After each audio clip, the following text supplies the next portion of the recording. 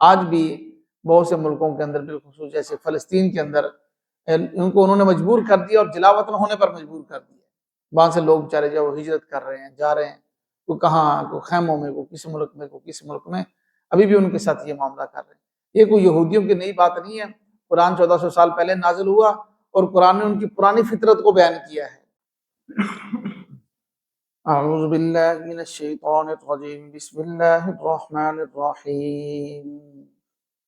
وَإِذْ أَخَذْنَا مِيثَاقَ بَنِي إِسْرَائِيلَ لَا تَعْبُدُونَ إِلَّا اللَّهَ وَبِالْوَالِدَيْنِ إِحْسَانًا وَذِي الْقُرْبَى وَالْيَتَامَى وَالْمَسَاكِينِ وَقُولُوا لِلنَّاسِ حُسْنًا وَأَقِيمُوا الصَّلَاةَ وَآتُوا الزَّكَاةَ ثُمَّ تَوَلَّيْتُمْ إِلَّا قَلِيلًا مِّنكُمْ وَأَنتُم مُّعْرِضُونَ۔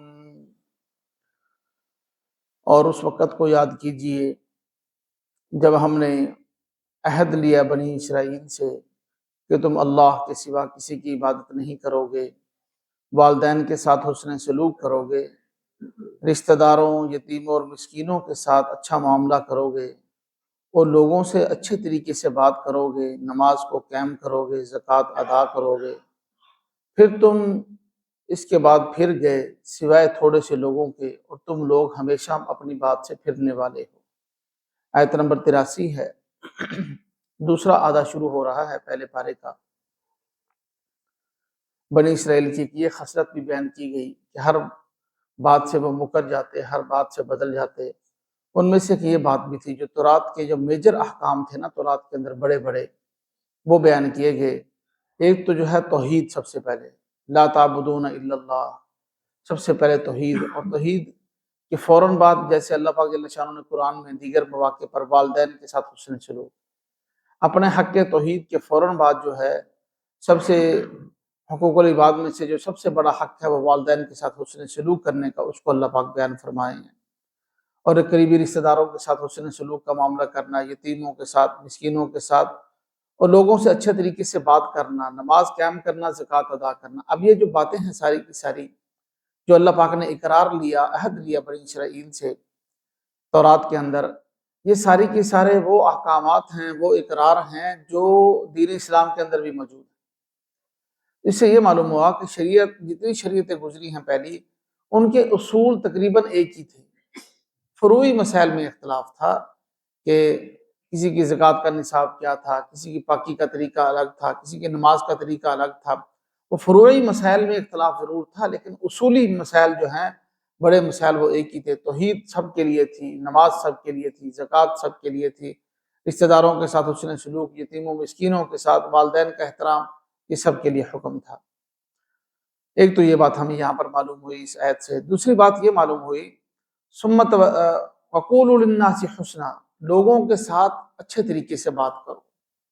یہ بہت ہی اہم معاملہ ہے کہ جو کسی کو دعوت دینے والا ہے، کسی سے دین کی بات کرنے والا ہے، وہ کبھی ایسی بات نہ کرے کہ جس سے کسی کو ناگوار گزری، کسی کو بری لگے۔ طریقہ ہمیشہ، موقف ہمیشہ سخت رکھے، ٹھیک رکھے، بات صحیح رکھنی ہے، طریقہ کار نرم ہونا چاہیے، طریقہ کار سخت نہیں ہونا چاہیے۔ تو یہ ہمارے ہاں اب یہ وبا پھیل چکی ہے، بہت زیادہ پھیل گئی ہے۔ جس بندے کو کوئی کام نہیں آتا، جس کام میں وہ فیل ہو جاتا ہے نا، وہ کام ڈھونڈ لیتا ہے لوگوں کو موٹیویٹ کرنے کا، لوگوں کو دین کی طرف بلانے کا۔ اب پھر اس کے اندر وہ سوچتا ہے کہ مجھے ویوز نہیں مل رہے اور میرا جو ہے نا کام نہیں چل رہا۔ اب وہ کہتا ہے کہ کسی کی میں مخالفت کروں، کسی بڑے آدمی کی، چلو جی شروع کر دیتا ہے۔ وہ 1400 سال پہلے کی کتابیں اٹھا لیتا ہے، پھر حضرت ابوبکر صدیق رضی اللہ تعالیٰ عنہ سے شروع کرتا ہے وہ، اور کسی کو بھی معاف نہیں کرتا، پوری امت کو ایک طرف لگا کے کہتا ہے میں حق پر ہوں۔ مطلب کہ جگہ جگہ ہم سوشل میڈیا پہ دیکھیں نا، ایسے لوگ بیٹھے ہوئے ہیں۔ دیکھیں علماء نے لکھا ہے کہ فرعون، آج کل کا کوئی مسلمان کتنا بھی بڑا مجرم ہو، کتنا بھی بڑا گناہ گار ہو، وہ فرعون سے بڑا نہیں، کیونکہ فرعون نے دعویٰ کیا تھا انا ربکم الاعلی، میں تمہارا سب سے بڑا رب، اس نے خدائی کا دعویٰ کیا تھا۔ اور ایسا شخص جو خدائی کا دعویٰ کرنے والا ہو، اس کی طرف 2 نبیوں کو اللہ پاک بھیج رہے ہیں۔ سورۃ طٰہٰ کے اندر ہے، 2 نبیوں کو اللہ پاک بھیج رہے ہیں، اذهبا الی فرعون انہ طغیٰ، فرعون کے پاس جاؤ، وہ سرکش ہو گیا، موسیٰ علیہ السلام اور ہارون علیہ السلام، اور دونوں کو اللہ پاک حکم کیا فرما رہے ہیں؟ فَقُولَا لَهُ قَوْلًا لَّيِّنًا لَعَلَّهُ يَتَذَكَّرُ أَوْ يَخْشَىٰ، تم جب اس کے پاس جاؤ، اس سے بات کرو تو نرمی سے بات کرنی۔ تو علماء نے لکھا ہے، مفسرین نے، کہ فرعون سے بڑا سخت آدمی نہیں آیا، اور ہم کتنے بھی بڑے داعی بن جائیں اللہ کے نبیوں سے بڑے داعی نہیں بن سکتے، اور موسیٰ اور ہارون سے بڑے داعی ہم نہیں بن سکتے۔ تو داعی بھی کتنے بڑے ہیں، آگے جو ہے مخالف فرعون ہے وہ بھی کتنا بڑا ہے، لیکن ان داعیوں کو دونوں کو حکم کیا ہے؟ فَقُولَا لَهُ قَوْلًا لَّيِّنًا، نرمی سے بات کرنی، سختی سے بات نہیں کرنی۔ تو ہمیں اپنے آپ پر غور کرنا ہوگا۔ بس اوقات ہم کہتے ہیں یہ بڑا حق کہتا ہے، بڑی ڈٹ کے بات کرتا ہے، ایسے کرتا ہے، ایسے کرتا ہے، ایسا سخت رویہ جو ہے اللہ کو بھی پسند نہیں۔ اللہ کے حبیب صلی اللہ علیہ وسلم نے ساری زندگی سخت زبان استعمال نہیں کی۔ کائنات میں سب سے سچے ہمارے آقا مدنی کریم صلی اللہ علیہ وسلم، اور سب سے نرم زبان والے بھی آقا ہی۔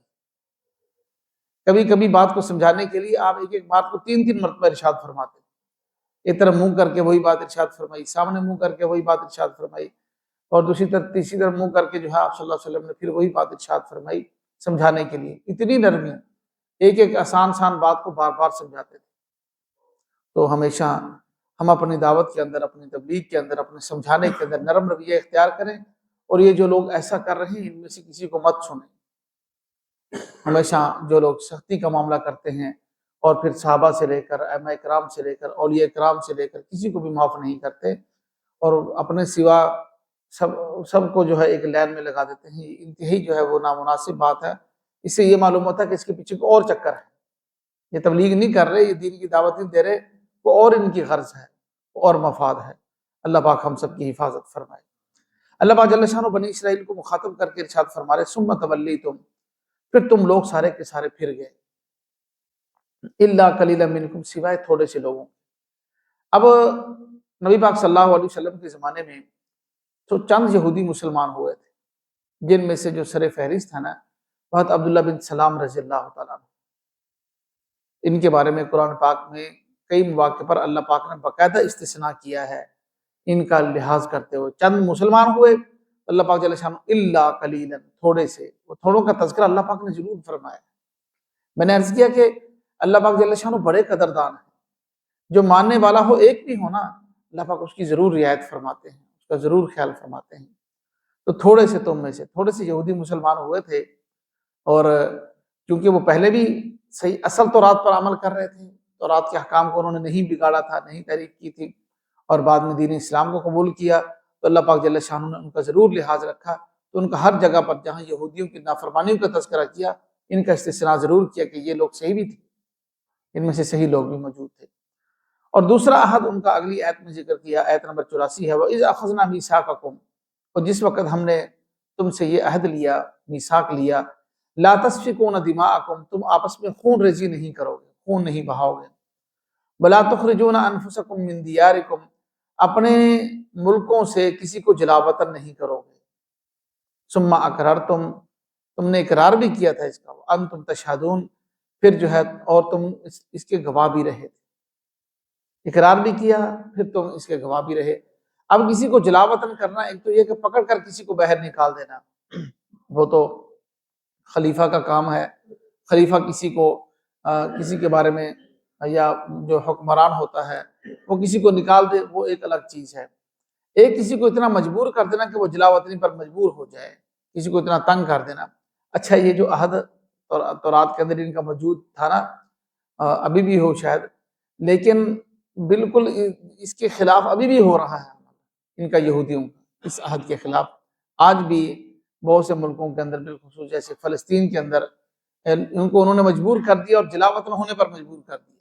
وہاں سے لوگ بیچارے جو ہجرت کر رہے ہیں، جا رہے ہیں، کوئی کہاں، کوئی خیموں میں، کوئی کس ملک میں، کوئی کس ملک میں، ابھی بھی ان کے ساتھ یہ معاملہ کر رہے ہیں۔ یہ کوئی یہودیوں کی نئی بات نہیں ہے، قرآن 1400 سال پہلے نازل ہوا، اور قرآن نے ان کی پرانی فطرت کو بیان کیا ہے کہ یہ ایسے لوگ ہیں، ان کا ایسا مزاج ہے کہ دوسروں کو نکلنے پر ملک سے جو ہے وہ مجبور کر دیتے ہیں۔